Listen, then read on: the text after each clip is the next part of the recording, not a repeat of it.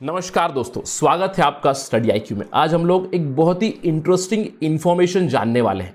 हम लोग जानते हैं कि जब से कोविड-19 का पैंडेमिक आया तब से बहुत सारे मेडिकल टर्म्स आ चुके हैं, नई नई चीज़ें, सीटी स्कैन के बारे में बातें चल रही है, स्टेरॉइड्स को प्रिस्क्राइब किया जा रहा है, बहुत सारी न्यू ट्रीटमेंट मेथड्स आ चुकी है। तो आज हम लोग यहाँ पे देखेंगे क्यों doctors are cautioned against misuse of CT scan and misuse of steroids. तो हम लोग यहाँ पे स्पेसिफिकली बात करेंगे सीटी स्कैन क्या होता है, सीटी स्कैन क्या हमें एक्सटेंसिवली यूज करना चाहिए या फिर क्या खतरे हो सकते हैं सीटी स्कैन्स की, और at the second part of a discussion हम लोग बात करेंगे स्टेरॉइड्स के बारे में। स्पेसिफिकली एक स्टेरॉइड डेक्सामेथासोन जिसको प्रिस्क्राइब किया जा रहा है बहुत सारे राज्यों में, क्यों वो एक डबल एजेड स्वॉर्ड है, यानी कि मोर्टेलिटी रेट कम करने की इसके ऊपर रिसर्च आ चुकी है, लेकिन क्यों इससे खतरा भी है, हम लोग ये सब चीजें जानेंगे इस पर्टिकुलर वीडियो में। और भी काफी अच्छी इंफॉर्मेशन आपको मिलेगी, so stay tuned with me. मैं हूं आपका दोस्त राहुल सायगांवकर। अगर आप मुझे फॉलो करना चाहते हैं, follow me on the IDs that are given here.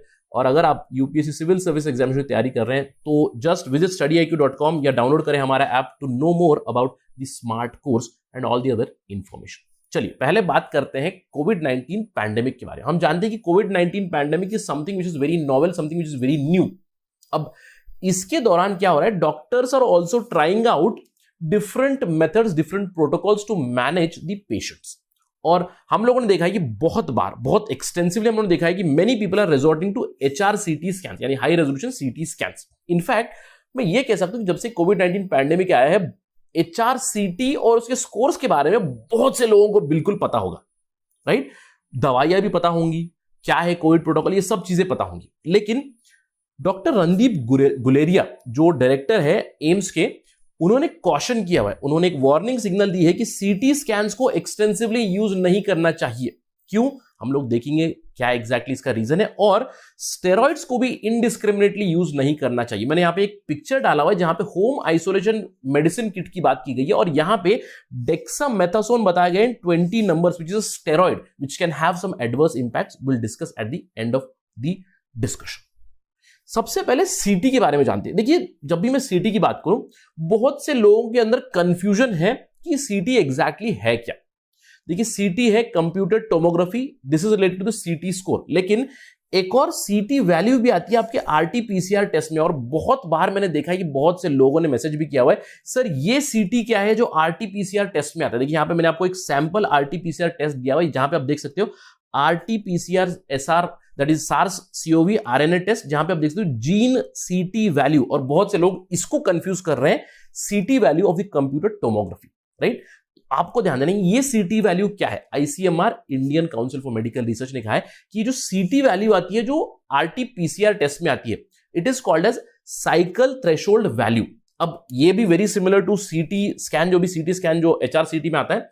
और अगर हम लोग इस सीटी स्कोर की बात करें, इसका और जो HRCT स्कैन आता है, इन दोनों का समझ लीजिए इनवर्स टाइप का रिलेशन, यानी कि समझ लीजिए अगर आपकी साइकिल थ्रेशोल्ड वैल्यू कम आ जाए, इसका मतलब है आपका वायरल लोड बहुत ज्यादा है, और अगर ये वैल्यू ज्यादा है तो आपके अंदर वायरल लोड कम है। इनफैक्ट यहां पे आप देख सकते हो 24 जो दिया गया यहां पे, which is positive, obviously Covid positive ये टेस्ट रिपोर्ट है। अगर ये स्कोर 35 के ऊपर हो तो it would be rather negative. Now काफी टेक्निकल डिस्कशन हो जाएगा अगर मैं इस सीटी स्कैन के वैल्यू में चला जाऊं, लेकिन अगर आपको मैं सिंपल लेमन टर्म्स में समझाऊं तो RT-PCR टेस्ट में क्या होता है। देखिए, मेरा जो सैंपल रहेगा उसमें से RNA को एक्सट्रैक्ट करेंगे और सबसे पहले तो उसको एम्पलीफाई करेंगे, यानी बहुत ज्यादा सैंपल बन जाएगा। अब उस सैंपल को आप वायरस के सैंपल के साथ मैच करोगे। अब कैसे मैच करोगे, जहां पे भी वायरस का जो जीन इंफॉर्मेशन है उसको हम लोग फ्लोरोसेंट लाइट के साथ मैच करते हैं, यानी एक बीम ऑफ लाइट जो है हम लोग सैंपल के ऊपर प्रोजेक्ट करेंगे और फ्लोरोसेंस को टेस्ट करेंगे। जितनी जल्दी फ्लोरोसेंस आ जाएगा, यानी कि जितने कम साइकिल्स में फ्लोरोसेंस दिख जाएगा, उसका मतलब है कि वायरल लोड बहुत ज्यादा है। तो this relates to cycle threshold value. अगर ज्यादा साइकिल्स है, ज्यादा साइकिल थ्रेशोल्ड वैल्यू है, तो मतलब है कि आप मोस्ट लाइकली नेगेटिव रहेंगे, आपके पास वायरल लोड कम रहेगा। लेकिन जितना कम स्कोर रहेगा उतना ज्यादा वायरल लोड ज्यादा रहेगा। लेकिन हमारा मेन डिस्कशन होने वाला है दूसरे सीटी के ऊपर। What is this HRCT, high resolution CT scan? ये है कंप्यूटराइज्ड और computer tomography. Again in layman terms simple x-ray है, लेकिन अगर मुझे एक नॉर्मल चेस्ट का एक्सरे लेने जाना है तो क्या होगा, केवल एक एक्सरे होगा, यानी कि पीछे में एक एक्सरे स्क्रीन लगाई जाएगी और एक्सरे को प्रोजेक्ट किया जाएगा और उस पीछे वाले स्क्रीन पे वो इमेज आ जाएगी। लेकिन ये जो कंप्यूटर टोमोग्राफी है, it is a 3D image of internal structures. आप देख सकते हो ऐसा कुछ सेटअप है और पेशेंट को इसके अंदर भेजा जाएगा और कंप्लीट बॉडी का एक 3D एक्सरे बनाया जाएगा। सो बेसिकली अगर हम लोग को कोविड-19 की टेस्ट करनी है तो एक है रैपिड एंटीजन टेस्ट, बहुत ही जल्दी टेस्ट देगा, RT-PCR है। तो इन दोनों चीजों में आपको सैंपल लेना है, आपको नेजल स्वाब देना है, आपको थ्रोट स्वाब देना है। लेकिन एक और टूल है HRCT, high resolution computer tomography और कंप्यूटराइज टोमोग्राफी टेस्ट, जहां पे एक्सरे इमेजिंग से आप लंग की इमेजेस देखोगे, क्या आपकी लंग्स में इंफेक्शन चला गया है कोविड-19 का, उससे हम लोग जान सकते हैं कि पॉजिटिव है या नहीं। अब अगर हम लोग HRCT की बात करें, HRCT में कोरैड्स बन चुका है। कोरैड्स इज कोविड-19 रिपोर्टिंग एंड डेटा सिस्टम।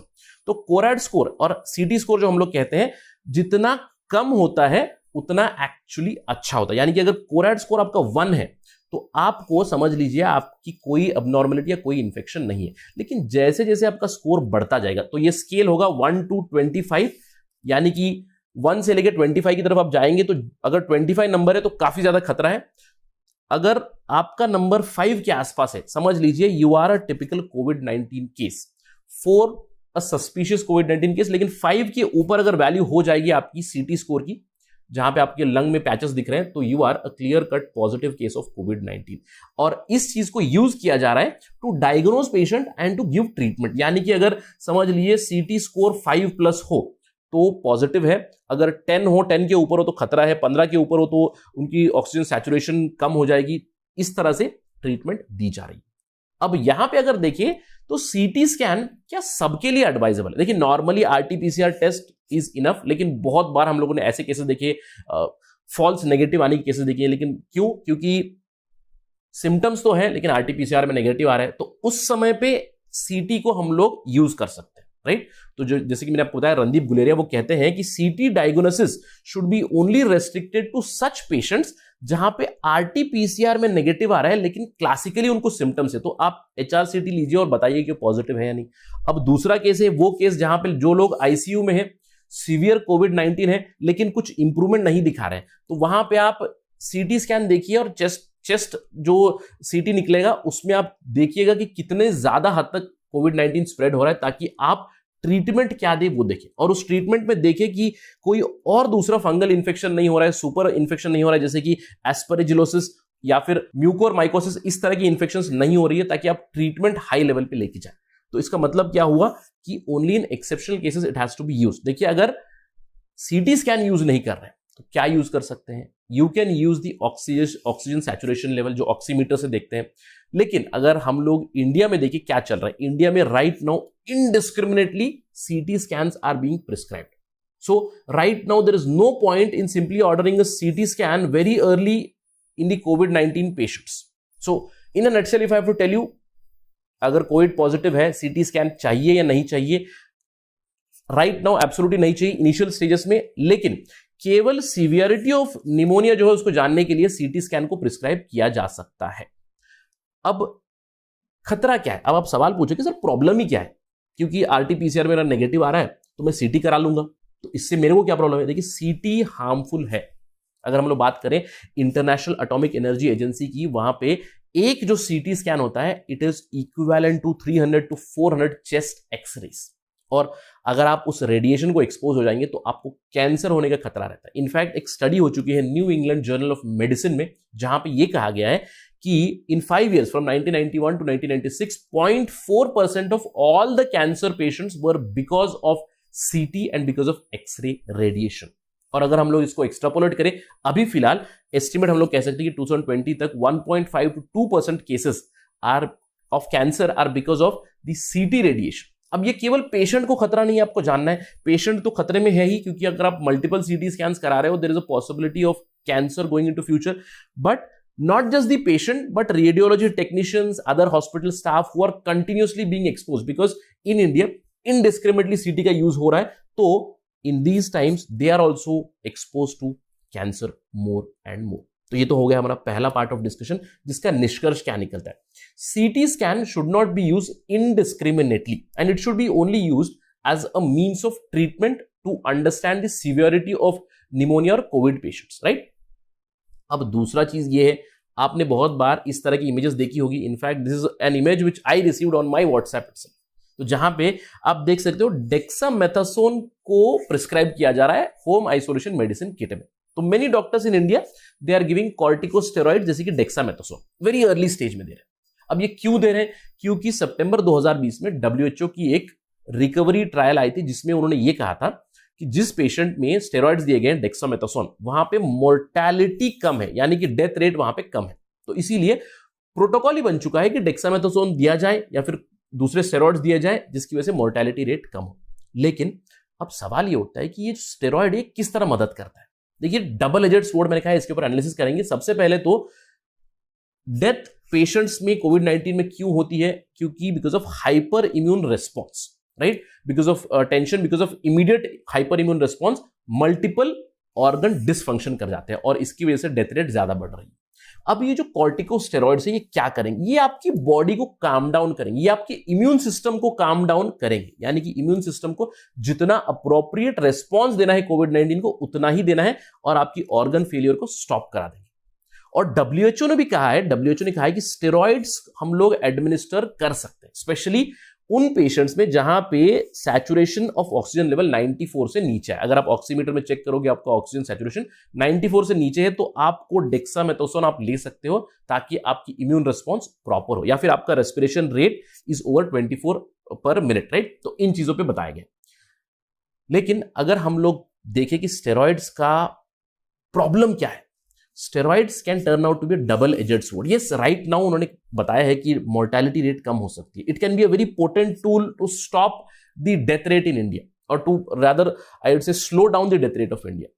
लेकिन स्टेरॉइड्स का काफी बड़ा खतरा भी हो सकता है, क्योंकि स्टेरॉइड्स कब एडमिनिस्टर करने हैं, कितना एडमिनिस्टर करना है, कितने दिनों तक, या फिर टाइमिंग, अगर इसमें गलती हो जाए then it will be more and more problematic. Especially अगर स्टेरॉइड हम लोग बहुत अर्ली फेज में दे दे कोविड-19 में, when the saturation is above 94, then it is going to interfere in your immune system itself. Natural जो एबिलिटी होती है आपकी कोविड-19 को फाइट करने की, उसको ही वो खत्म कर देगा। तो it is very dangerous that your natural immune system would be hampered if you give steroids early. अब स्पेशली जो डायबिटिक पेशेंट होते हैं उनके लिए तो steroids are very very dangerous, क्योंकि ब्लड ग्लूकोज लेवल बढ़ जाएगा। अब जो भी ब्लड ग्लूकोज लेवल बढ़ जाएगा तो आपको फिर से इंसुलिन एडमिनिस्टर करना पड़ेगा, कंटिन्यूसली उनको मॉनिटर करते रहना पड़ेगा कि उनको दूसरे फंगल इन्फेक्शन नहीं तो हो रहे। तो स्टेरॉइड्स आर अ सॉल्यूशन।